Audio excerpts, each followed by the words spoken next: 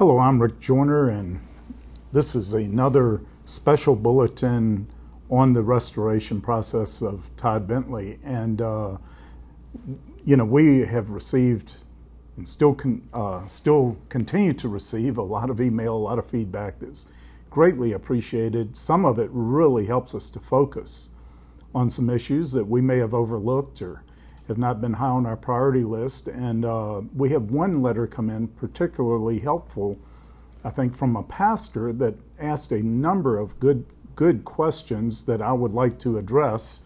And just to give you an update on that, and he starts out with saying he quit watching them because of the repetitious nature of the bulletins.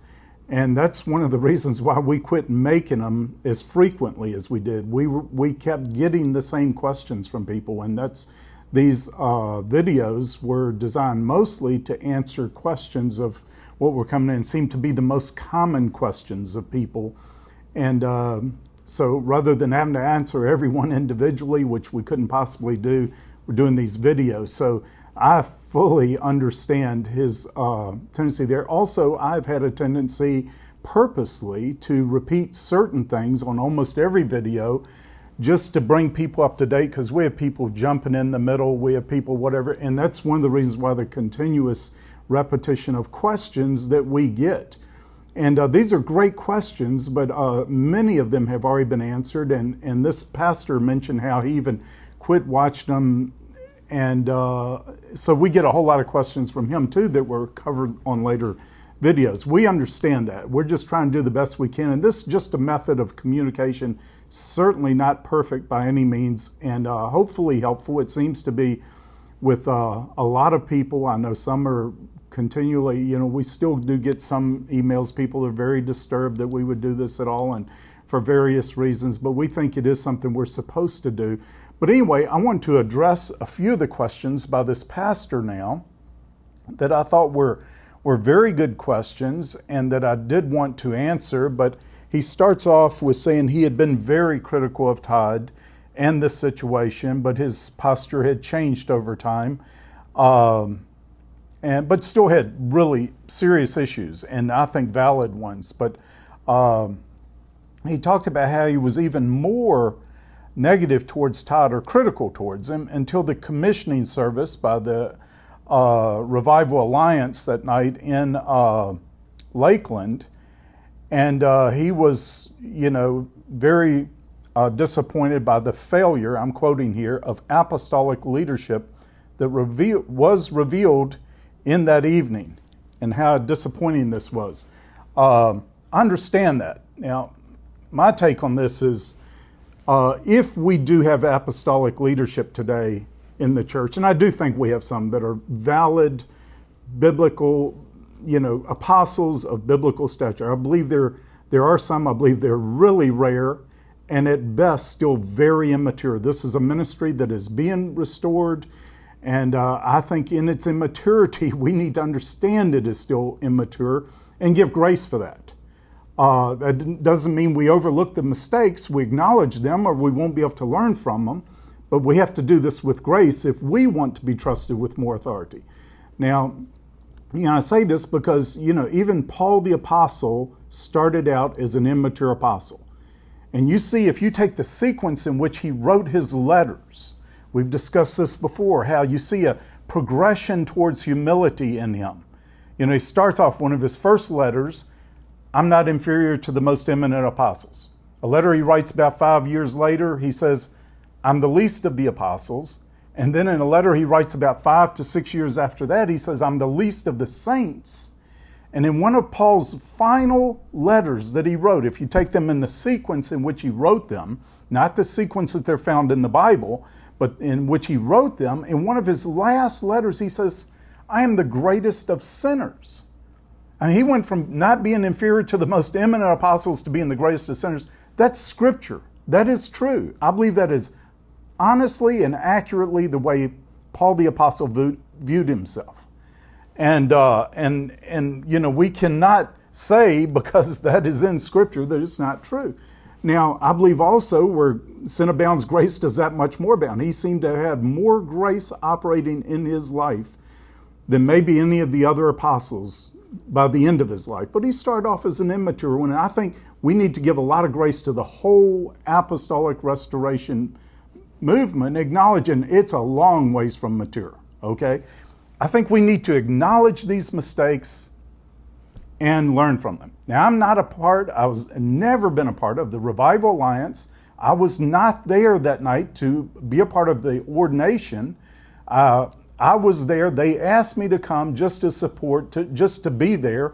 And many people commented on how it seemed like I just tried to stay out of the picture and everything. I was not really a part. I was there to support, and I really believe in what was going on. And I believe in those guys in the Revival Alliance. I was just there to show my support and was happy to do it. I'm still glad I did it. Now, even if they made a big mistake, I think you see in one of the greatest prophets in the Old Covenant, the Old Testament, who actually instituted the ministry of the prophet on a whole new level in Israel was Samuel. Even at the end of his life, he's still prone to judge after appearances rather than after, really getting God's heart on some matters. The Lord had to rebuke him when he went to Jesse's house and was looking to ordain the one who would take the place of Saul. And he looks at the one who's the biggest, the best looking, he must be the Lord's anointed. The Lord has to rebuke him. Quit judging after appearances. So if even, mature prophets like Samuel could make such mistakes near the end of his life, I think one thing we've got to understand, I don't care even if we have the most mature apostolic ministry ever, it's still not going to be perfect. There's only been one perfect one to walk the earth. So we need to judge prophecy, regardless how mature a prophet is.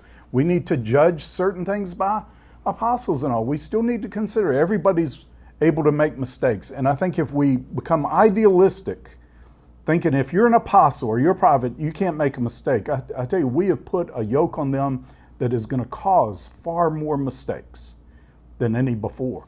So I'm not ashamed of being there that night. I was happy to do it, even if it was a big mistake and I made a big mistake in judgment. I don't want to hide that mistake. I want to learn from it. I don't think I did. I was there. I think what I said was still accurate and true. I still believe it. I think it's going to come to pass. And so, let's move on, but let's learn. Now, the other questions are asked by this pastor. Is Todd currently considered an apostolic leader of the Revival Alliance?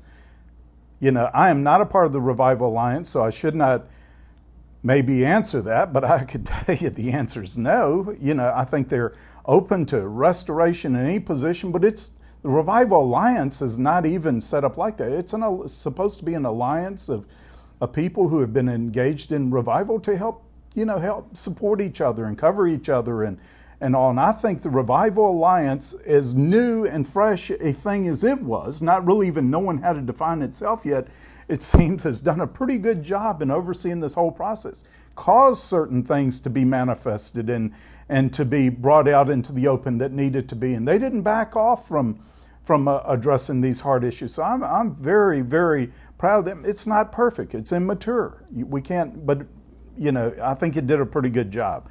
Okay, what is their status with the alliance, and what will the restoration affect in that regard? I'm not a part of that. I can't answer that. And then it was brought up that Shauna was ordained also. Which part of that does she get in the ministry? These are all things I really cannot address. I'm not a part of the Revival Alliance. So I'm going to move on towards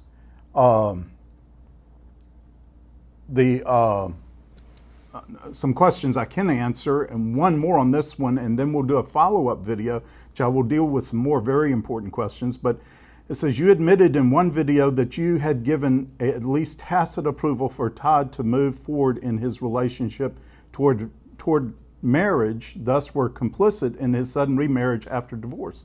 That's not what I said. I think a lot of things that it's attributed that I said is actually not what I said. I said I was not, when they called me and asked me if this was something they should do, I said I didn't give approval, but I was not as clear in my disapproval. And that's a very different matter. So, but anyway, I have accepted some responsibility because of that, and I believe I deserve it. So anyway, I'm going to address some more really important questions on this next video. You want to catch it.